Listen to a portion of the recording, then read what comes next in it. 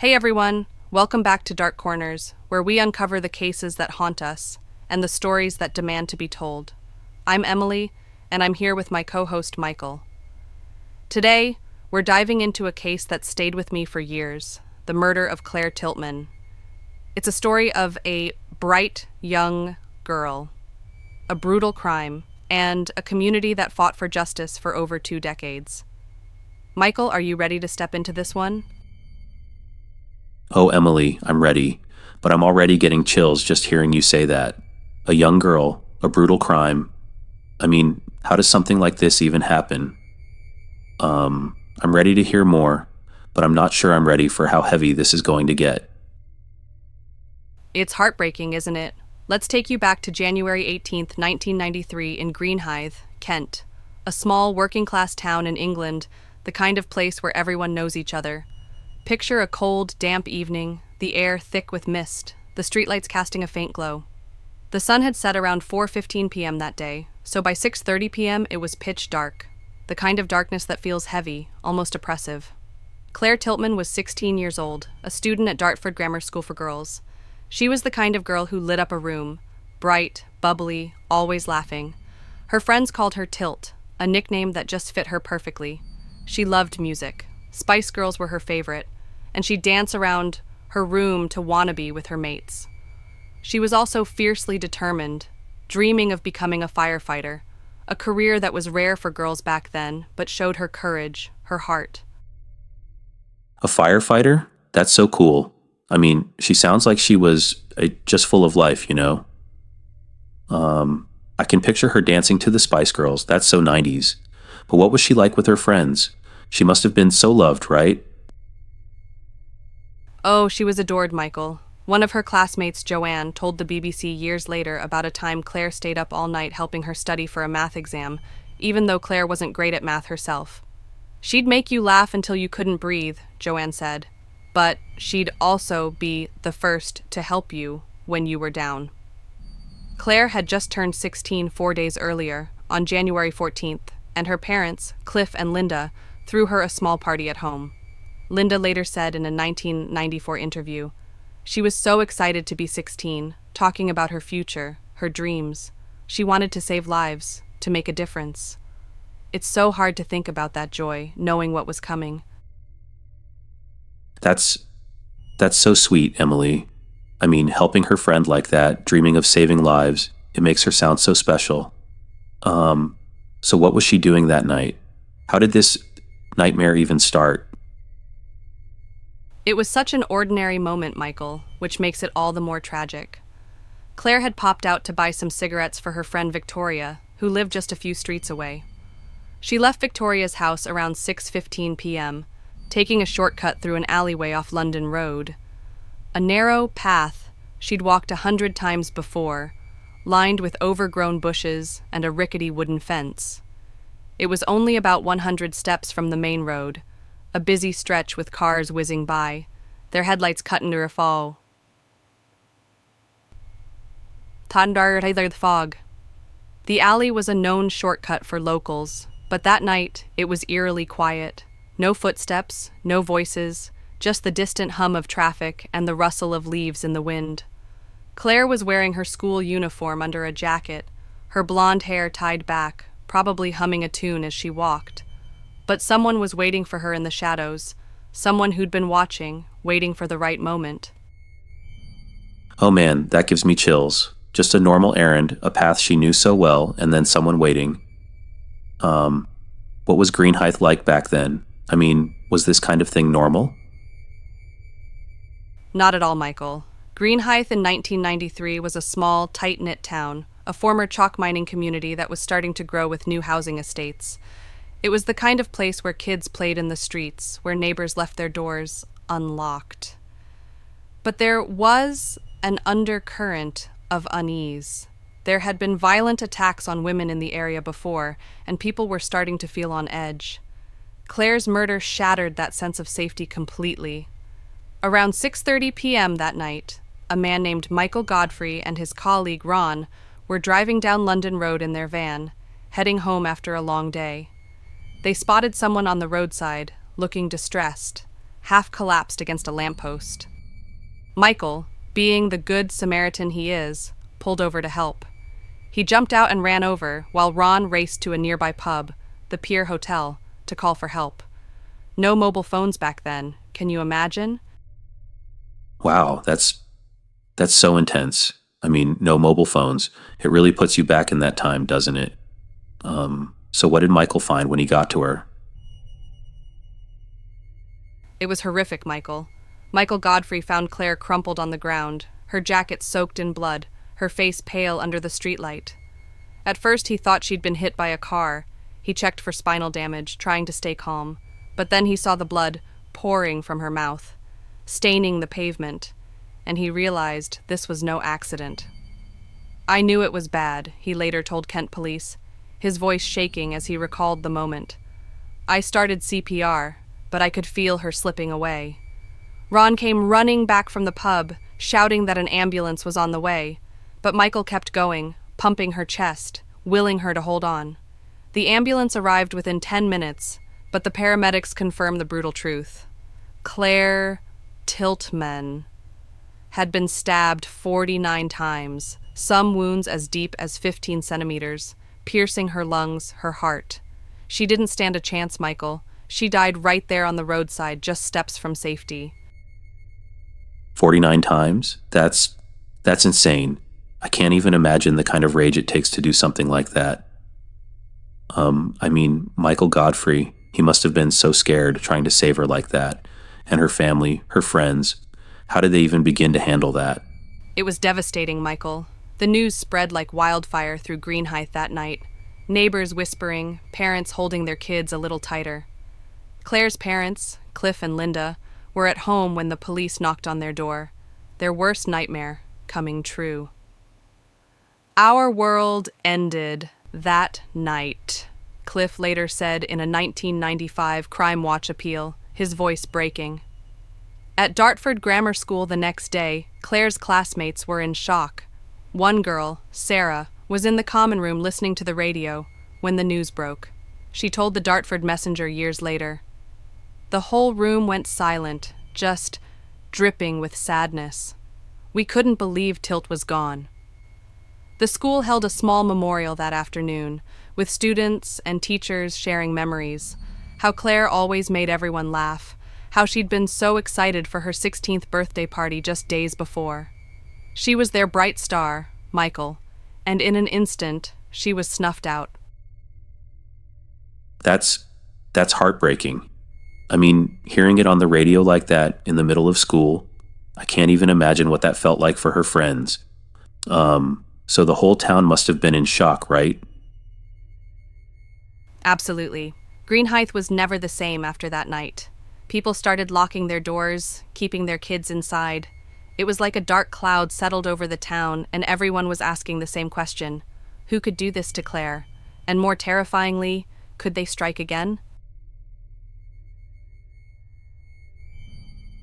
The news of Claire Tiltman's murder hit Greenhithe like a thunderclap, Michael, shattering the quiet of this small, working-class town in Kent. Greenhithe in 1993 was a place with deep roots. It had been a chalk mining community since the 1800s, with old quarries dotting the landscape. But by the early 90s, it was starting to change.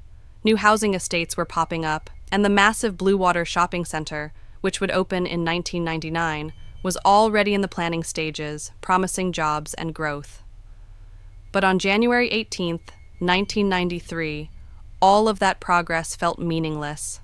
People were in shock, whispering to each other over garden fences, asking, "How could this happen here?"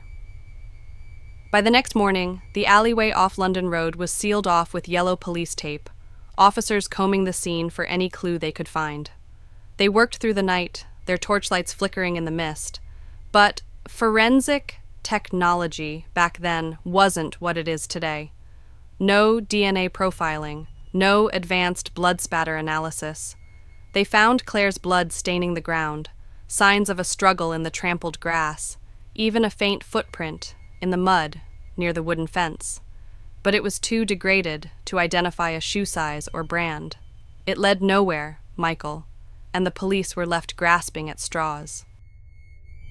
That's so eerie, Emily. I mean, no real evidence at all. That must have made it so hard to find the killer. I can't even imagine how frustrating that was for the police. It was incredibly frustrating, Michael. The lack of forensic evidence meant they had to rely on witness statements and old-fashioned detective work, but even that was tough. The alleyway was a known shortcut, used by dozens of people every day, so there were plenty of footprints and debris, cigarette butts, a discarded sweet wrapper, but nothing that pointed directly to the killer. And the darkness that night didn't help. Sunset was around 4:15 p.m., so by 6:30 p.m. it was pitch black, with only a few streetlights casting a dim glow. It made it hard for anyone to see anything clearly, but the police didn't give up. They knew they had to act fast, because the whole town was on edge, waiting for answers. I bet they were. I mean, a murder like that in a small town? The whole place must have been absolutely terrified, right? What was it like for the people living there? Oh, they were terrified, Michael. Greenhithe was never the same after that night. This was a tight-knit community, the kind of place where kids played in the streets until dusk, where neighbors left their doors unlocked and shared cups of tea on weekends. But after Claire's murder, that sense of safety vanished. People started locking their doors, keeping their kids inside after dark, even during the day.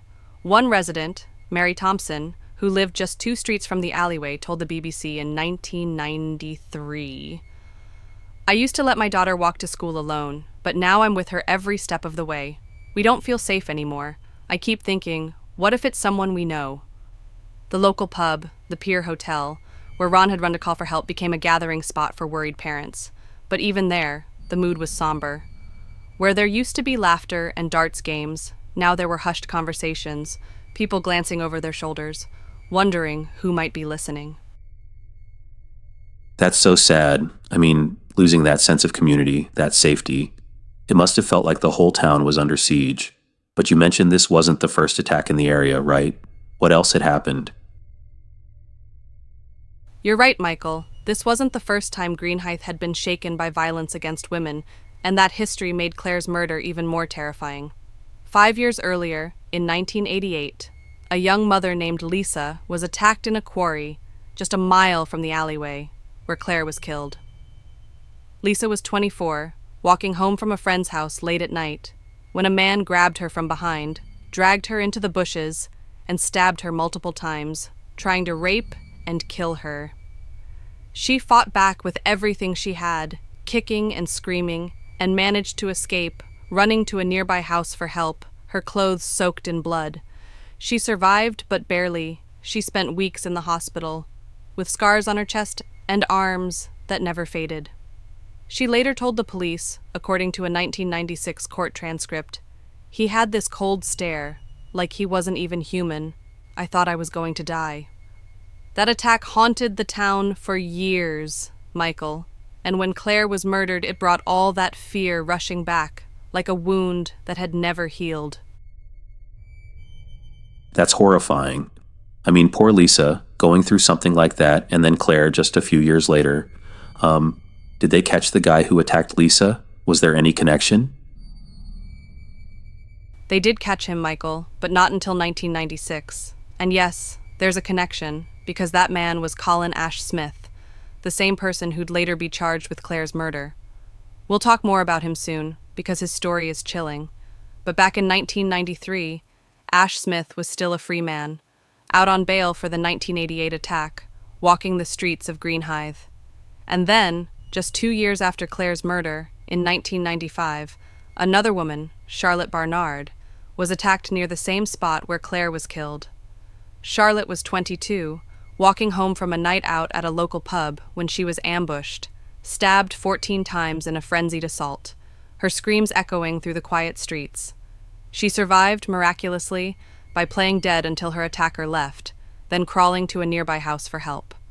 All these attacks felt connected, Michael, like a predator was stalking the women of Greenhithe, waiting for the right moment to strike. It created this heavy tension in the air, like everyone was holding their breath, wondering who might be next. That's absolutely terrifying. I mean, a pattern like that, right in their own town. How did the police even begin to tackle something so big? Did they have any leads at all? It was a massive operation, Michael. Kent police threw everything they had at it. Over 100 officers were involved in the first week alone, according to a 1993 report in the Dartford Messenger, working around the clock to find Claire's killer. They set up roadblocks on London Road, stopping cars to ask drivers if they'd seen anything that night. Some drivers were so shaken by the news they could barely speak. The police interviewed over 1,500 people in those first few weeks, knocking on every door in Greenhithe, asking questions like, "Did you hear anything unusual around 6:30 p.m.?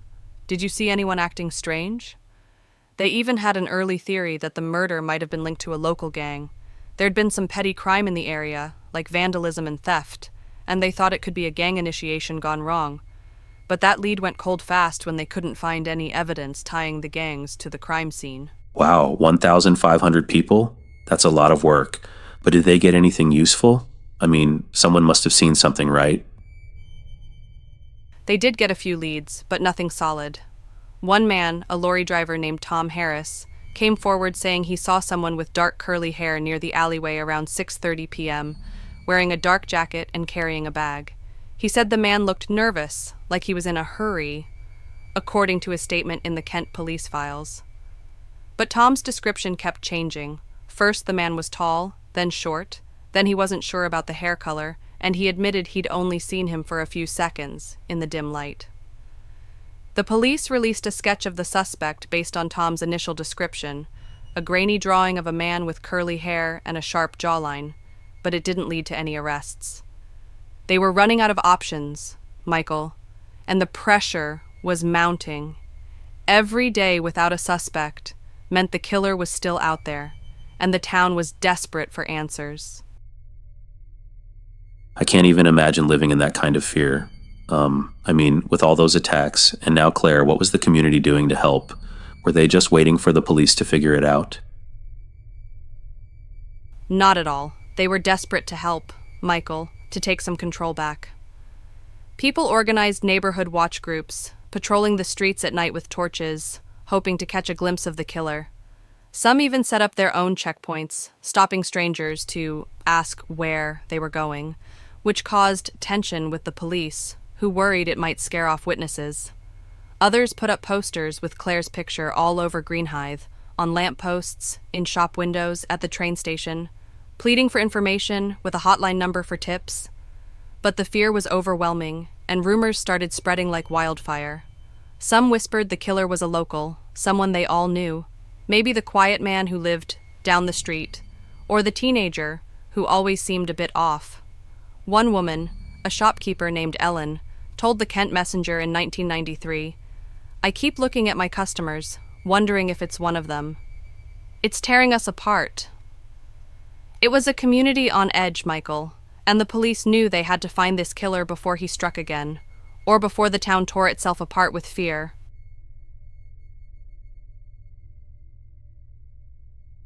Two weeks after Claire Tiltman's murder, on February 2nd, 1993, her funeral was held at St. Mary's Church in Greenhithe, a small historic church with stained glass windows that cast a soft glow on the mourners inside.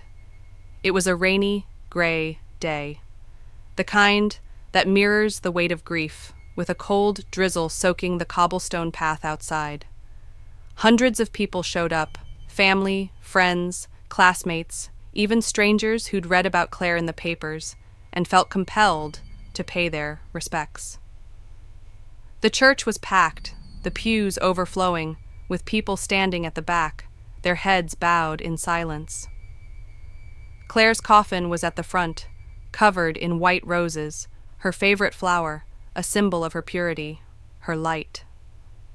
They played "Abide With Me," a hymn Claire loved, and the sound of it filled the church, the organ's deep notes mixing with the soft sobs of those who loved her. Her friends wore their school uniforms, holding each other as they cried, some clutching photos of Claire from her 16th birthday party just days before her death, smiling, laughing, surrounded by balloons and streamers. Oh, Emily, that sounds so heartbreaking. White Roses, that hymn, all those people. It must have been so emotional to be there. Who else was at the funeral? Did anyone share memories of Claire? It was incredibly emotional, Michael. And yes, so many people shared memories that day. Claire's classmates from Dartford Grammar School were there in droves. Girls who'd known her since they were 11, who'd shared secrets and dreams with her. One of her best friends, Sarah, stood up during the service, her voice trembling as she read a poem she'd written for Claire. It was called Our Bright Star, and one line stuck with everyone. You lit up our lives, Tilt, and we'll carry your light forever. There were teachers too, like Mrs. Harper, Claire's English teacher, who spoke about how Claire would always volunteer to read aloud in class, her voice full of life, making everyone laugh with her dramatic flair.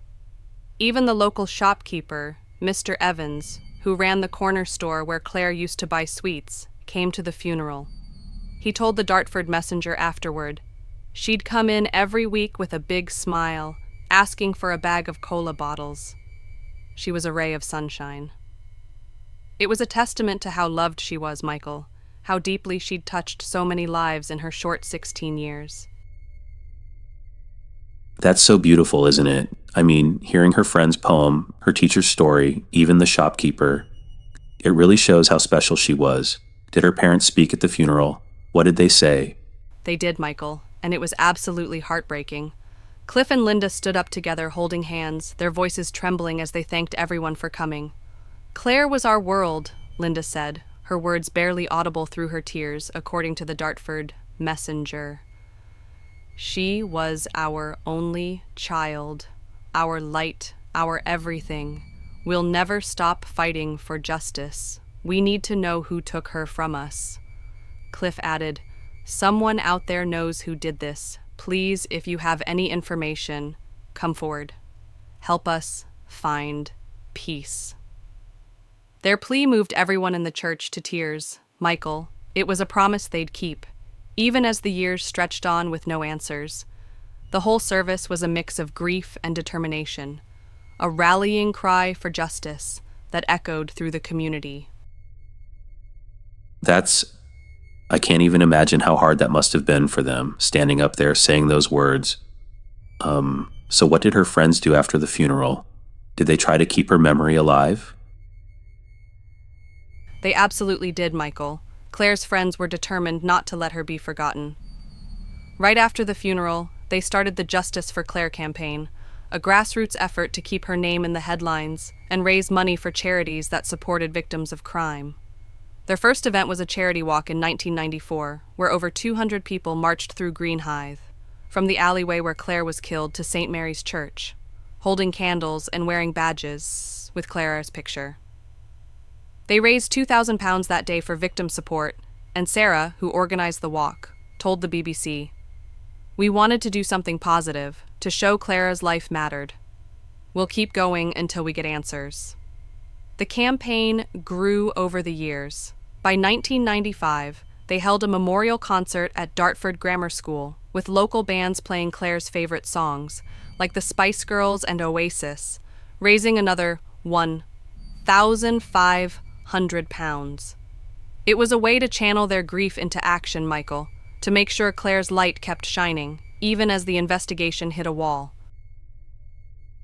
It's so inspiring, isn't it? I mean, turning their pain into something positive like that. But you said the investigation hit a wall. What happened? Did it just go cold? It did, Michael, and that was one of the hardest parts for everyone who loved Claire. Kent police kept the case open, but with no new leads, the trail started to fade. Witnesses moved away, memories blurred, and the initial urgency of the investigation began to wane.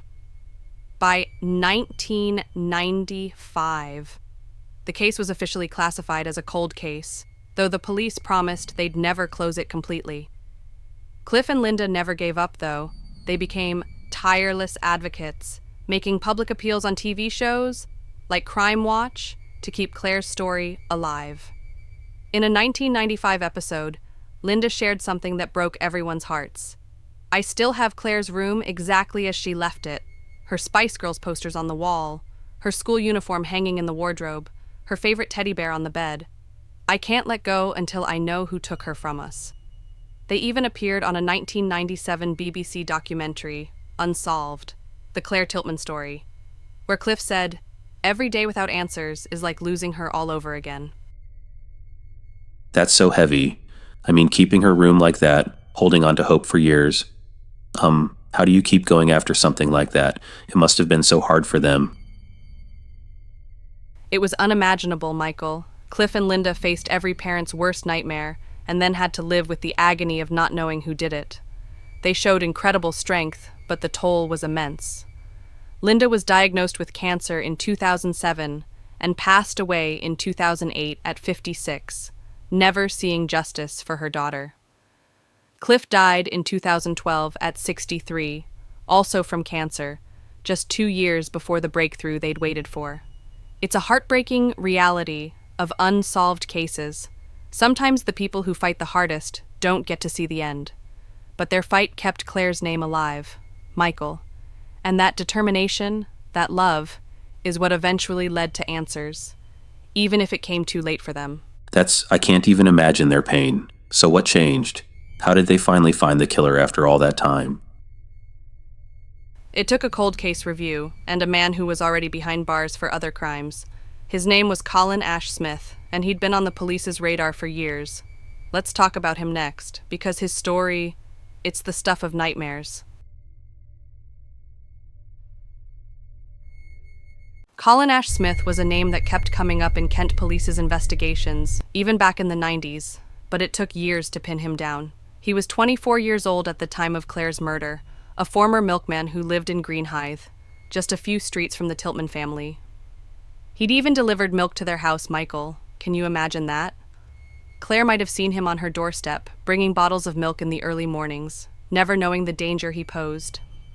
Ash-Smith grew up in Greenhithe, in a modest terraced house on a quiet street, but his childhood was far from normal. Neighbors later told the police he was a strange kid, always a loner, rarely playing with other children. One neighbor, Mrs. Jenkins, who lived next door, told the Kent Messenger in 1996, he'd sit in his garden for hours, just staring at nothing, muttering to himself. Once, I saw him chasing a cat with a stick. I knew something wasn't right. By the time he was a teenager, there were more red flags. A teacher at his school caught him trying to hurt a classmate with a pair of scissors when he was 12, an incident that got him suspended and sent to counseling, though it didn't seem to help. Wait, he delivered milk to their house? That's so creepy. I mean, he was right there in their lives. Zrania, and those stories from his childhood, that's disturbing. How did he go from that to what he became? It's a chilling progression, Michael. By his 20s, Ash-Smith had become a predator, with a deep hatred of women that he'd later confessed to in chilling detail. He was already on the police's radar when Claire was killed, because of a violent attack he'd committed 5 years earlier, in 1988. A young mother named Lisa, who was 24 at the time, was walking home from a friend's house near a quarry in Greenhithe, just a mile from the alleyway where Claire would later be killed. It was late, around 10 p.m., and the quarry was dark, the only light coming from a distant street lamp. Ash-Smith grabbed her from behind, dragging her into the bushes, his hands around her throat as he tried to rape her.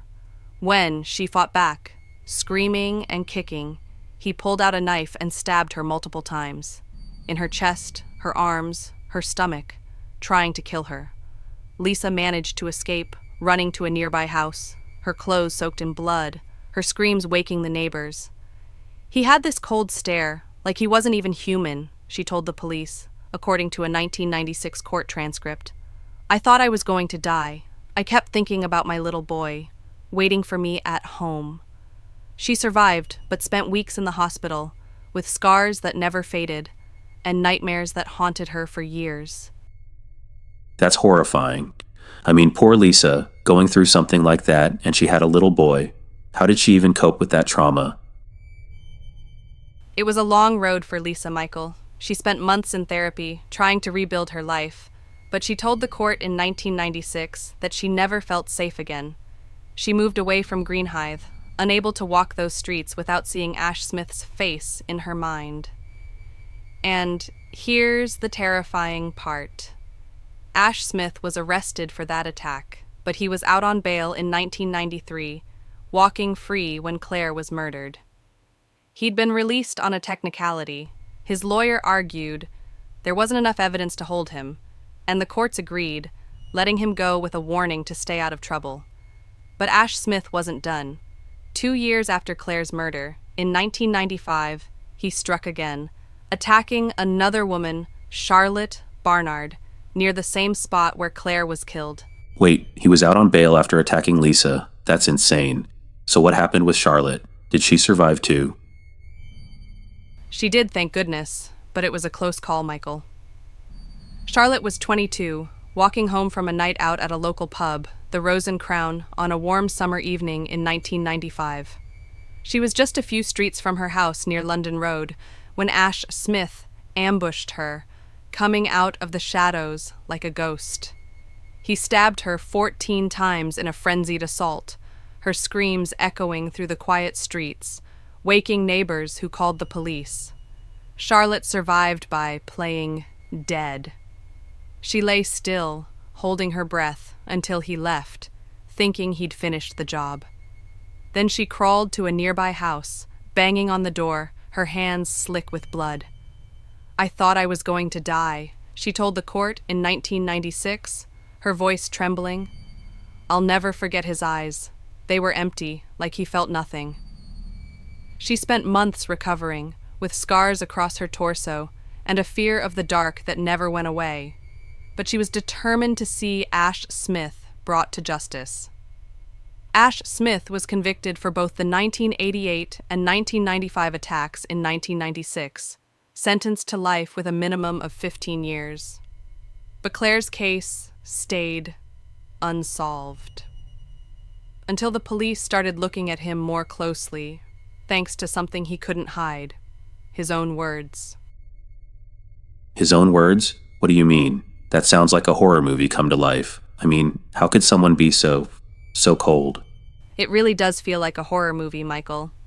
Ash-Smith kept diaries, disturbing, detailed diaries where he wrote about his fantasies of attacking women, diaries that would later become key evidence against him. Police found them hidden in his attic during a 1996 search, wrapped in a plastic bag, as if he knew they were incriminating, but couldn't bring himself to destroy them.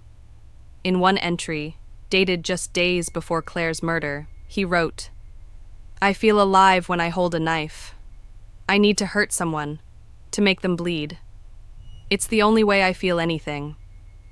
In another, he described a blonde girl he'd seen near London Road, writing, "She looked so innocent. I want to take that away from her." Claire was blonde, Michael, and the dates lined up perfectly. He called himself an animal, said he went on midnight walks, armed with knives, looking for victims to feel empowered.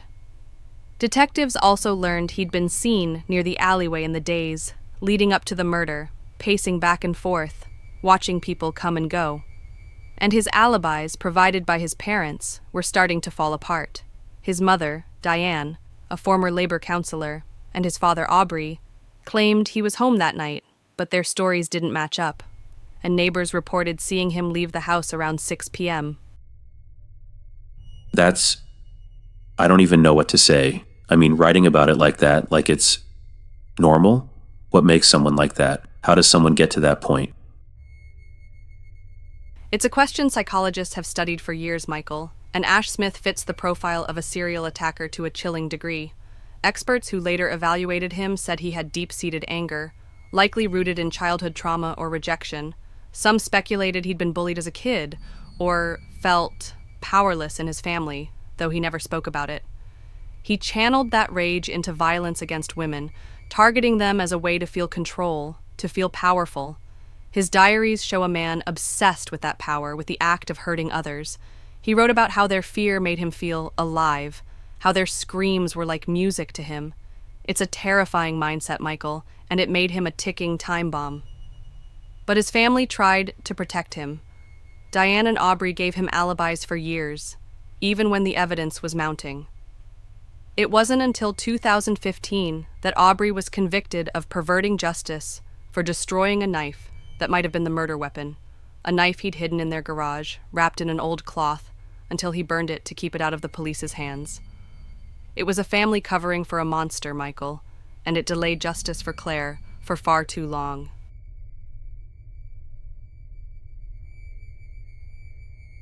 By 2014, Claire Tiltman's case had been cold for 21 years, a heavy weight on the shoulders of Kent police and the Greenhithe community.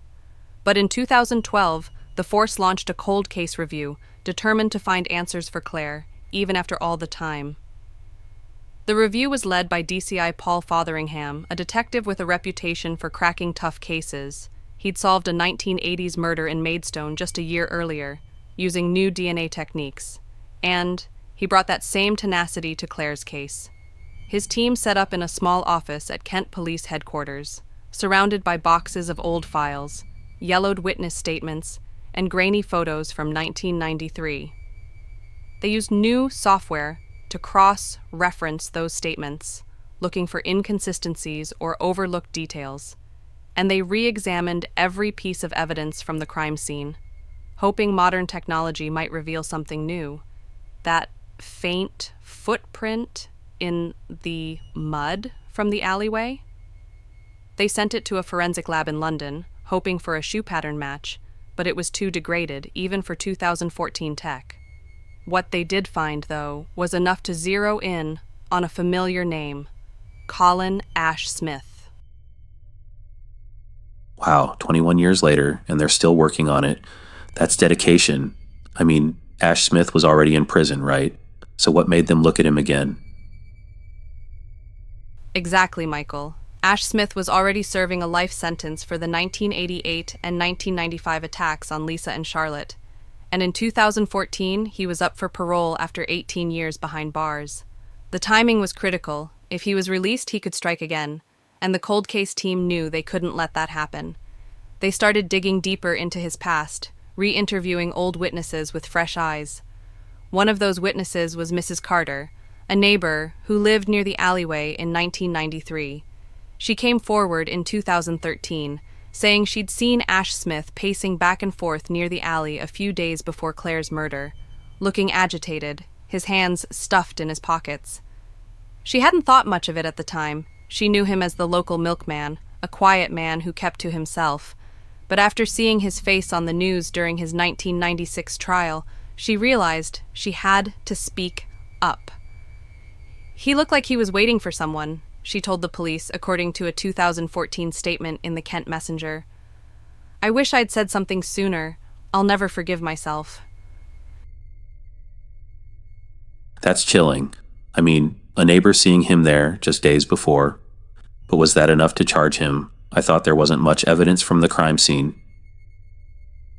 You're right, Michael. There wasn't new forensic evidence, which made this case so challenging. The crime scene from 1993 didn't yield much. No DNA, no fingerprints, and the murder weapon was never found, likely destroyed by Ash-Smith's father, Aubrey, who was convicted of perverting justice in 2015 for burning a knife that might have been the one used. But a 2003 law change in the UK, part of the Criminal Justice Act, allowed bad character evidence in court, and that was a game changer for Claire's case.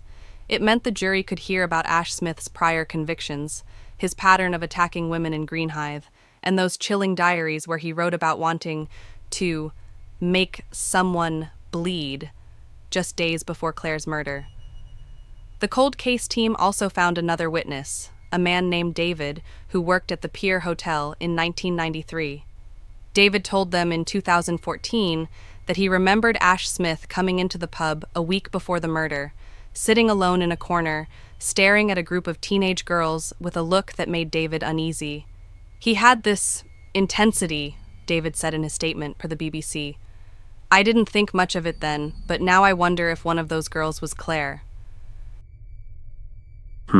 That's intense. So they used his past to prove he did this. But what's bad character evidence exactly? How does that even work in a trial? Great question, Michael. The 2003 law allows prosecutors to present evidence of a defendant's past behavior to show a pattern, like a history of similar crimes or violent tendencies. In Ash-Smith's case, it meant the jury could hear about his attacks on Lisa and Charlotte, how he targeted women in Greenhithe, always with a knife, always in a frenzied way, often in public places like quarries or alleyways. They could also hear about his diaries, where he described his fantasies of hurting women, and how those fantasies lined up with Claire's murder. It's a controversial law, though. Some legal experts argue it biases the jury, making them more likely to convict based on character rather than direct evidence. In fact, the law was inspired by another high-profile case, the 2001 conviction of Roy Whiting for the murder of Sarah Payne, where his history of abducting children was used to secure a guilty verdict. For Claire's case, though, it was crucial. Without forensic evidence, the prosecution needed to show Ash-Smith's pattern, his motive, his opportunity. And on the very day he was due to be considered for parole in 2014, Kent police charged him with Claire's murder, a dramatic move that made headlines across the UK, with the Dartford Messenger running a front-page story, Claire Tiltman, a suspect after 21 years. Wow, talk about timing. I mean, charging him on the day of his parole hearing? That's wild. But did he ever admit to it, or did he just keep denying it? He never confessed, Michael. In fact, he taunted the police, which only made him seem more guilty. During an interview in 1996, when he was first arrested for the other attacks, he smirked at the detectives and said, "You'll never get me for Claire Tiltman," according to DCI Fotheringham's testimony at trial, per the BBC. It was like he knew they didn't have enough back then, and he was daring them to try harder.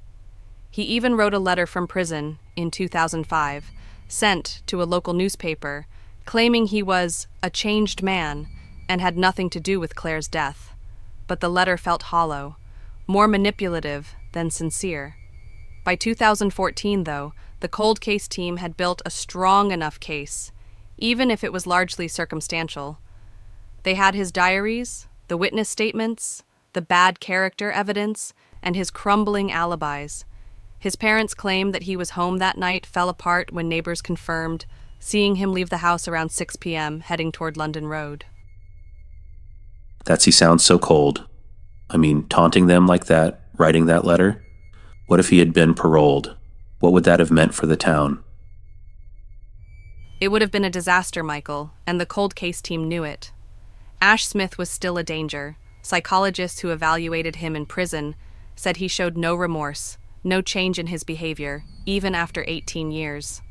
One report, quoted in the 2014 trial, said, "He remains a high risk to women, with a deep-seated hatred that has not diminished." If he'd been released, he could have struck again, and Greenhithe would have been right back where it started, living in fear, looking over their shoulders, wondering who might be next. The ColdCase team felt that pressure. They knew this was their last chance to get justice for Claire, and for her friends, who'd kept her memory alive all those years through the Justice for Claire campaign. They weren't about to let Ash-Smith walk free, not after everything Claire's loved ones had been through. In December 2014, Colin Ash-Smith stood trial at Inner London Crown Court for the murder of Claire Tiltman, 21 years after her death. The courtroom was packed. Michael, Claire's friends, some of her old teachers from Dartford Grammar School, even members of the public who'd followed the case for years, all crammed into the wooden benches, the air thick with tension. Claire's best friend Sarah was there, sitting in the front row, clutching a photo of Claire from their school days. Claire, in her uniform, laughing on a field trip, her blonde hair catching the sunlight. Sarah's hands were trembling as she watched Ash-Smith take the stand, her eyes red from crying, but her jaw set with determination. The judge, a stern woman with gray hair, presided over the trial with a quiet intensity, her voice echoing through the room as she called for order. But Cliff and Linda, Claire's parents, weren't there. They'd both passed away, never seeing this day, and that absence hung heavy over everyone in the room. That's so sad, Emily. I mean, Sarah being there with that photo, but Claire's parents not seeing it. What was Ash-Smith like in court? Did he show any remorse at all? Not a bit, Michael. He was as cold as ever. Ash-Smith sat there in the dock, his face blank, his eyes staring straight ahead, showing no emotion as the prosecution laid out their case. The lead prosecutor, a man named James Carter, called him pure evil, a predatory armed killer who hunted women to feel powerful, according to the BBC's trial coverage.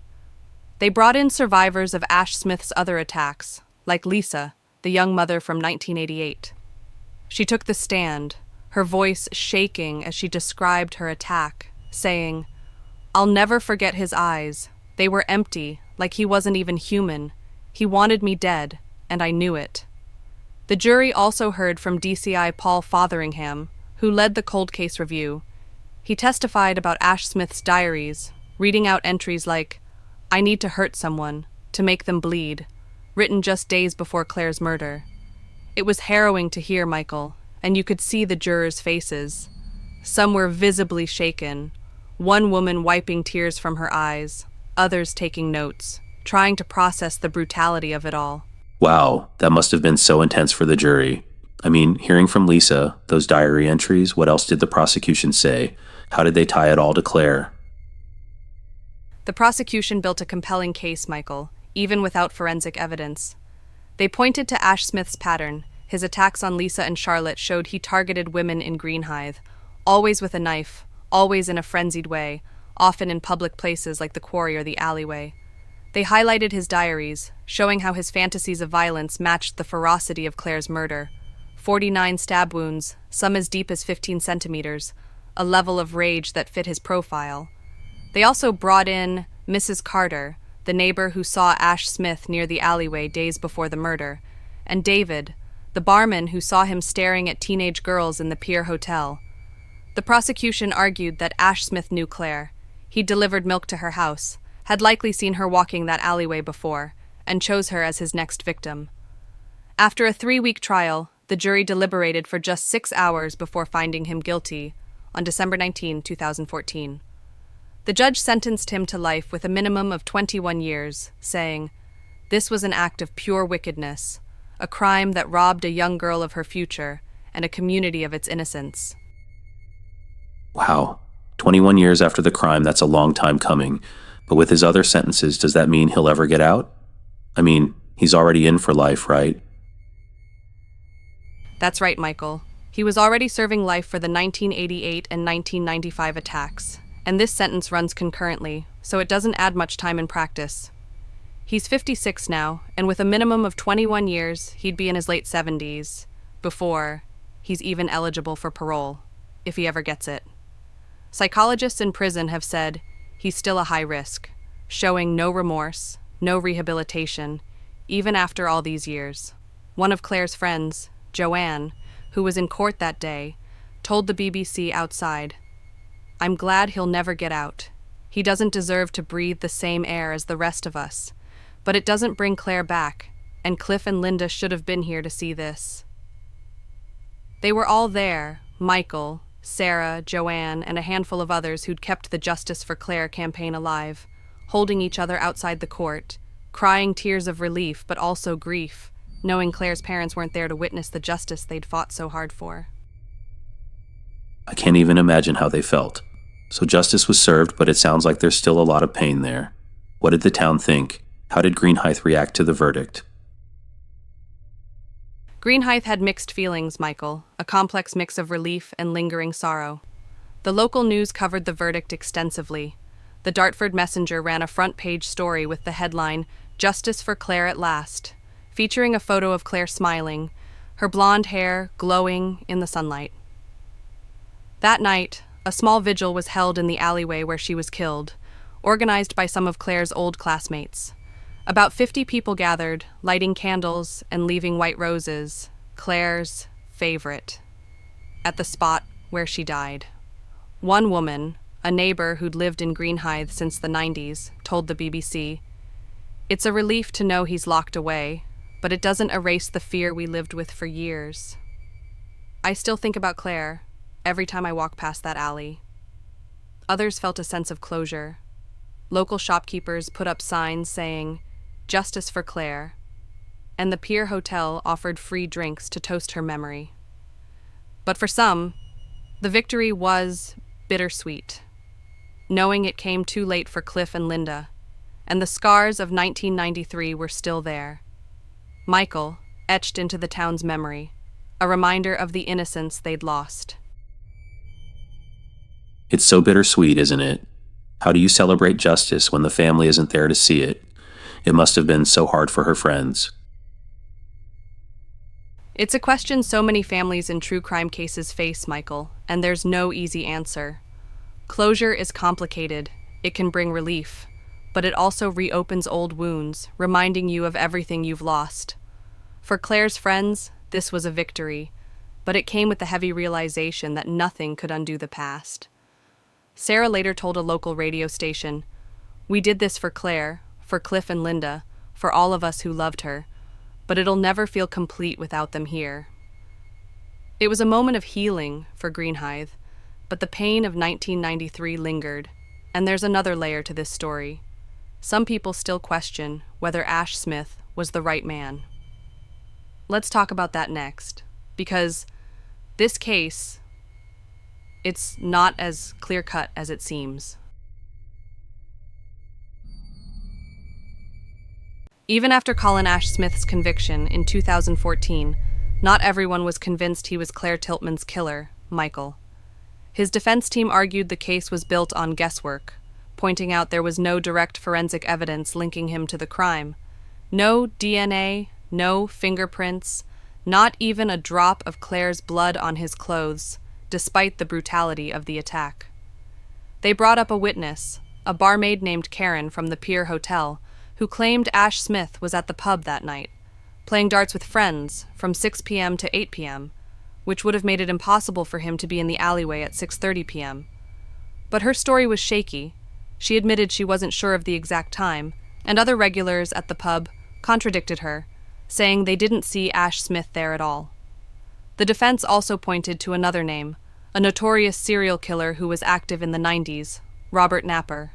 Napper's crimes had similar hallmarks to Claire's murder: frenzied stabbings, attacks on women in public places, often in the London area, and some believed he might have been the real culprit. Wait, what? Another killer? That's a huge twist. I mean, I thought Ash-Smith was the guy, but now there's someone else. Who was this Robert Napper? Robert Napper was a monster, Michael, one of the UK's most notorious serial killers.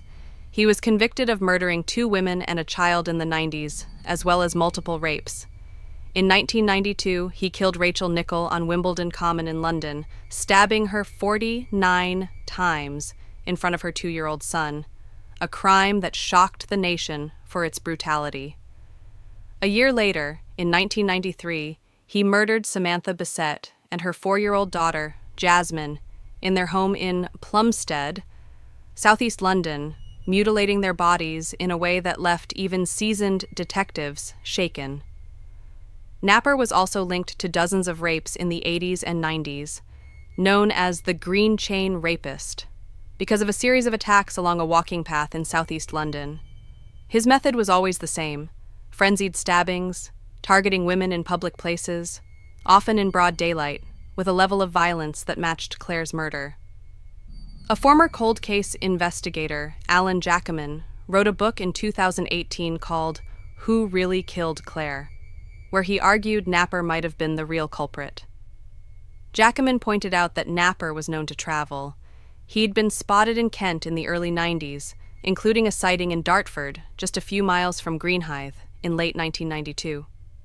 He also noted that Napper's attacks often involved a knife, and his victims were usually young women, just like Claire. That's unsettling. I mean, 49 stab wounds, just like Claire, and he was in Kent around that time, so why didn't they charge Napper instead?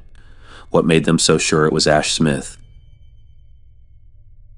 It's a fair question, Michael, and it's why this case still sparks debate.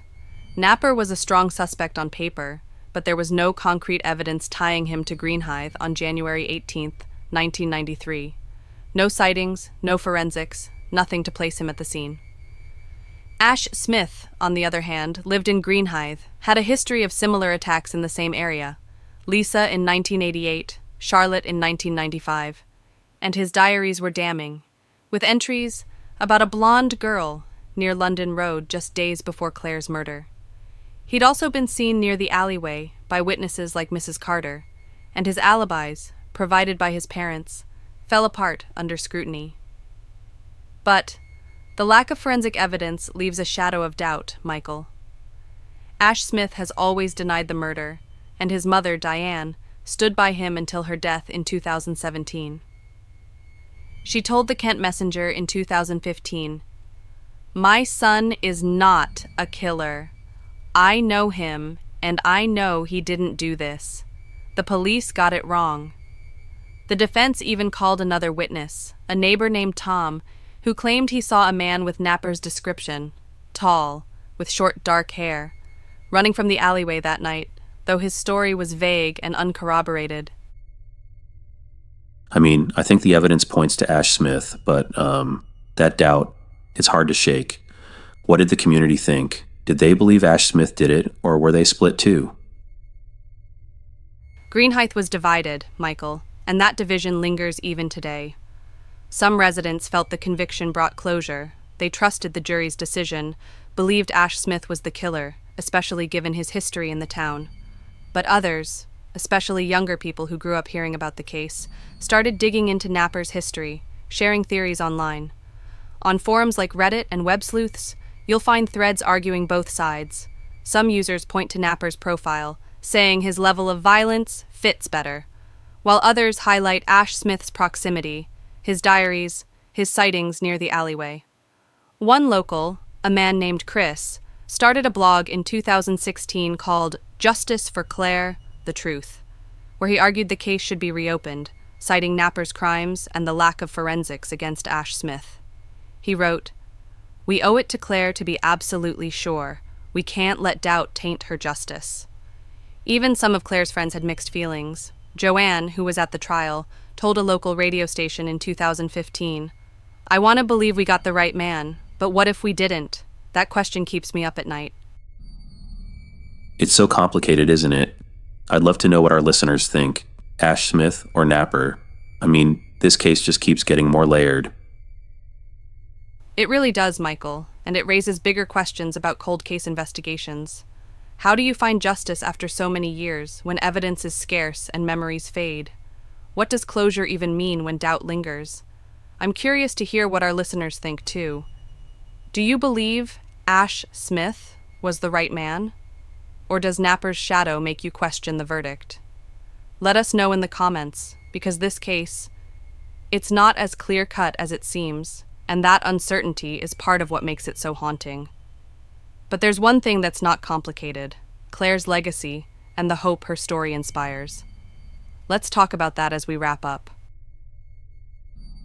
Claire Tiltman's murder is a tragedy that left a permanent mark on Greenhithe, but it's also a story of hope, resilience, and the power of community, Michael. After her death, her friends refused to let her be forgotten, channeling their grief into the Justice for Claire campaign.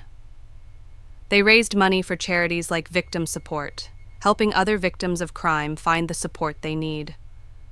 One of their biggest events was a 2015 charity run, held just months after Ash-Smith's conviction, where over 300 people ran a 5K through the streets of Greenhithe, starting at the alleyway where Claire was killed and ending at St. Mary's Church, where her funeral had been held. They wore white ribbons in her honor, and local businesses donated prizes for a raffle, everything from gift cards to a weekend getaway, helping them raise £5,000 for victim support. Sarah, who organized the run, told the Dartford Messenger, "We wanted to honor Claire's memory with something positive, something that helps others. She would have loved seeing everyone come together like this." That's beautiful, Emily. I mean, even after all the pain, they're turning it into something good. Did the campaign keep going after the conviction? What else did they do? It absolutely did, Michael. the campaign evolved, taking on a new mission after Ash-Smith was convicted. They shifted their focus to education, working to raise awareness about violence against women and girls. They partnered with schools across Kent, including Dartford Grammar, to hold workshops on safety, consent, and advocacy, teaching young people how to recognize warning signs and support each other. In 2016, they launched an annual Claire Tiltman Safety Day, where volunteers, many of them Claire's old classmates, visited schools to share her story and teach self-defense basics. One volunteer, Joanne, told the BBC in 2018, "We want Claire's legacy to be about empowerment, about making sure no one else has to go through what she did." They also created a memorial garden at Dartford Grammar School, a quiet space with a wooden bench engraved with Claire's name, surrounded by white roses, her favorite flower, and a small plaque that reads, "In memory of Claire Tiltman, our bright star, forever 16." It's so touching, isn't it? I mean, a garden, workshops, a safety day. It's like Claire's still making a difference. What's the garden like now? Do people still visit it? They do, Michael, and it's become a cherished part of the school. A current student at Dartford Grammar, a girl named Ellie, told the BBC in 2023, "We sit in Claire's garden during lunch sometimes. It's peaceful, with the roses blooming in spring, and it feels like she's still here with us." We have a Remembrance Day every January, on the 18th, and we lay flowers for her, read poems, and talk about her life. Another student, a boy named Sam, added, "I didn't know Claire, but her story makes me want to look out for my friends, to make sure they're safe. She's like a guardian angel for our school."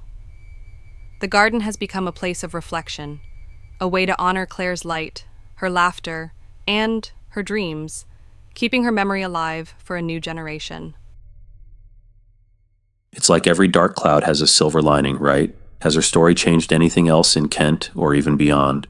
I mean, it sounds like it's had a big impact. It has, Michael. Claire's story has rippled far beyond Greenhithe, touching lives and sparking change in ways her friends never imagined. Her case brought attention to violence against women in the UK, sparking conversations about safety and community vigilance, especially in small towns where people often feel safe until something like this happens. It also highlighted the importance of cold case reviews. Kent Police increased funding for their cold case unit after 2014, partly because of the public attention Claire's case received, leading to other convictions in the years since, like the 2016 solving of a 1987 murder in Canterbury.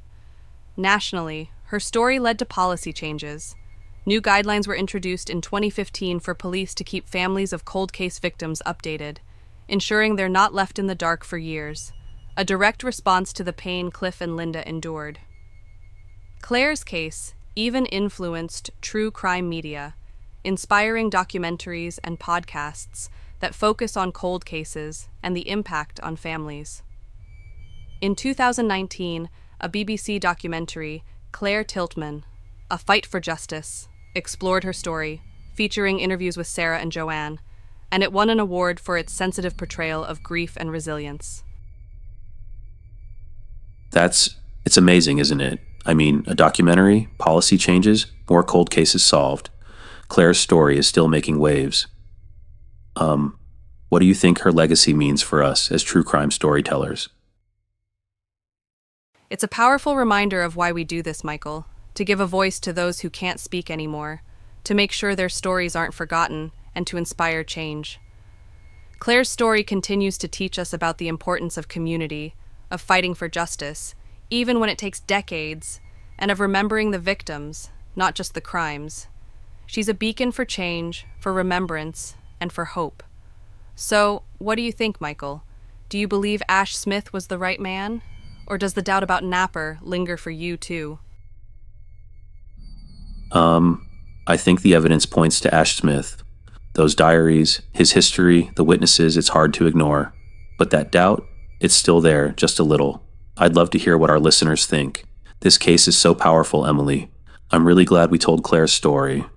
How do we make sure stories like hers keep making a difference? By keeping the conversation going, Michael, by sharing these stories, by advocating for change, by honoring the victims and their legacies. If Claire's story moved you, or if you have thoughts on the case, Ash-Smith, Napper, or anything else, let us know in the comments.